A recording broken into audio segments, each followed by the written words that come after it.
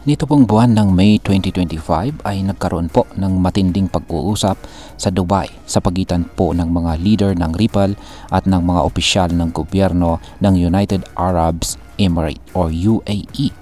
At ang resulta, bukas na ang pintuan ni Ripple para pasukin ang napakalaking $400 billion financial market ng UAE. Kaya yan ang tindi. Kaya yan po ang ating pag-uusapan sa video na ito, pero bago po tayo magpatuloy ay pakibasa na lamang po muna ang disclaimer dito sa ibaba ng ating screen. Yan, sa 2025 FinTech Summit sa Dubai, personal na nagkita sina Ripple President Monica Long at saka Emirates Group Chairman Ahmed bin Said, isa sa mga pinaka-maimpluwensyang leader sa UAE. Ang kanilang naging focus ay ang pagpapalawak ng digital payments at kung paano pwedeng gamitin ang blockchain technology para sa financial innovation sa kanilang bansa. Matatandaan na noong March 13, nabigyan ng regulatory approval ang Ripple mula sa Dubai Financial Services Authority or DFSA. Ibig sabihin, legal na ngayon si Ripple na mag-operate ng crypto payment services sa loob ng Dubai International Financial Center. Isa ito sa mga pinaka-importanting hakbang para kay Ripple dahil siya ang kauna-unahang crypto payment provider na binigyan po ng full clearance mula sa DFSA. Napakalaking bagay nito lalo na't mabilis na yumayakap ang Middle East sa mga blockchain-based na solution. Ngayon ay bakit po mahalaga ang market ng UAE para kay Ripple? Simple lamang po yan. Ang market po ng UAE ay may halagang higit sa $400 billion ayon po sa Ripple mismo at sa XRP community member na si Reese. Kaya ang daming pera po niyan, di po ba? At ngayon, si Ripple na ang nakatakdang magpadaloy ng cross-border payments sa bansang ito. Ibig sabihin ay kapag may nagpapadala ng pera papunta po sa ibang bansa mula sa UAE, si Ripple na ang magpapatakbo ng sistema gamit ang kanyang technology. Para sa mas malinaw na picture, halos 20% ng mga kliyente ni Ripple sa buong mundo ay galing na sa Middle East simula pa noong taong 2020. Ngayon, mas palalakasin pa nila ito sa pamamagitan po ng full operations sa UAE. Ngayon ay ano po ang sinasabi ng mga financial leaders sa Middle East tungkol sa blockchain? Ayon po sa survey ng Ripple noong taong 2024, 64% ng mga financial leaders sa Middle East at saka Africa ang nagsasabing ang bilis ng settlement. Ang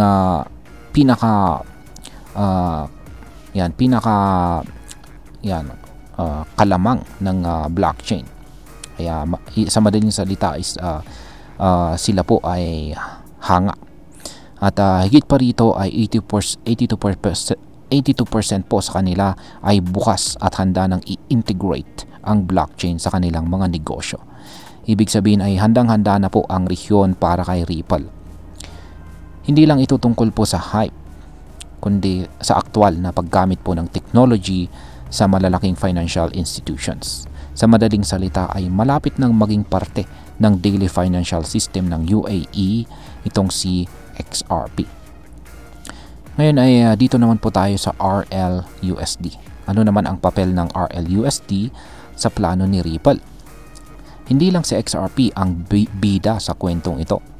Kasama rin dito ang stablecoin ni Ripple na RLUSD. Simula po nang ma-launch ito noong December 2024, mabilis din ang naging paglago ng RLUSD. Umabot na po ito sa $312 million na market cap mula po sa dating $130 million noong March. Ang RLUSD ay isang stablecoin na ginagamit para sa real-time settlements o yung instant na pagpapadala ng funds or pondo. Mainam ito sa mga lugar tulad po ng Middle East kung saan mabagal pa rin ang mga traditional na bangko pagdating sa cross-border payments. Ngayon is paano naman po lumalawak ang global compliance footprint ni Ripple? Bukod po sa UAE ay may hawak na ngayong mahigit 60 regulatory licenses si Ripple mula po sa iba't ibang panig ng mundo. Kasama na po dito ang Central Bank of Ireland Monetary Authority of Singapore at saka New York Department of Financial Services. Ang ibig sabihin nito ay palaging nakikipag-ugnayan si Ripple sa mga regulators para masigurong legal at ligtas ang kanilang mga serbisyo. Isa ito sa dahilan kung bakit unti-unting nagiging leader itong si Ripple sa blockchain infrastructure para sa financial services sa buong mundo. Ngayon ay pag-usapan na po natin ang posibleng epekto nito para sa atin bilang mga Pinoy crypto traders at investors ni XRP. Kaya yan po yung naganap na meeting sa pagitan po ng mga leader ng Ripple at saka ang opisyal ng gobyerno ng Dubai. Ayan mga crypto, ang ganitong development ay magandang balita para sa mga nag-hold o nagtitrade ng XRP. Sa pagpasok po ng Ripple sa UAE market, inaasahan natin ang mas mataas na demand kay XRP lalo na kung magiging backbone po siya ng cross-border payments ng rehiyong ito.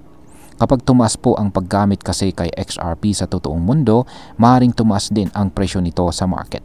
Ito ay dahil sa utility at saka adoption na siyang pangunahing drivers ng sustainable price growth. Kaya kung isa ka pong Pinoy trader o investor, magandang bantayan po ang galaw ni XRP sa mga susunod na buwan. Bilang panghuli, ang masasabi ko naman tungkol dito ay sa tingin ko, strategic at saka matalino po ang galaw ni Ripple.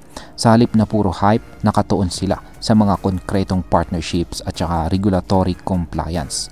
Ipinapakita nilang kaya ng blockchain na makipagsabayan sa mga traditional na sistema at pwedeng maging parte ng global finance infrastructure. Kung itutuloy po ni Ripple ang ganitong direksyon, posibleng maging isa siya sa mga pangunahing haligi ng bagong financial system sa hinaharap. At kapag nangyari po yan, panalo tayong mga maagang sumuporta kay XRP. At ayan, hanggang dito na lamang po tayo sa video na ito mga ka-crypto. Marami pong salamat sa panonood. Ingat po tayo lagi at God bless po sa ating lahat.